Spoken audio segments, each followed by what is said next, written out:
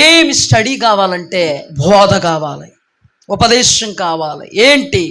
రక్షణ వస్త్రాన్ని ఎలా కాపాడుకోవాలి, కాపాడుకోకపోతే దొంగిలించే దొంగ ఎవడు, ఎలా దొంగిలిస్తాడు, నీతి వస్త్రాన్ని నీతిని కొనసాగించువాడే నీతిమంతుడు.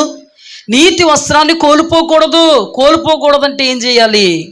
రక్షణ వస్త్రాన్ని కాపాడుకోవాలంటే ఏం చేయాలి?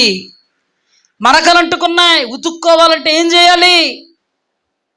కడ వరకు, చచ్చే వరకు కాపాడుకోవాలంటే నీకేం కావాలి? ఉపదేశం కావాలి. అందుకే దేవుడు రక్షిస్తాడు. రక్షింపబడిన ప్రతి ఒక్కరిని సంఘములో నాటుతాడు. హల్లెలూయా. దైవజనుల్ని దేవుడు ఎందుకు ఏర్పాటు చేశాడో తెలుసా?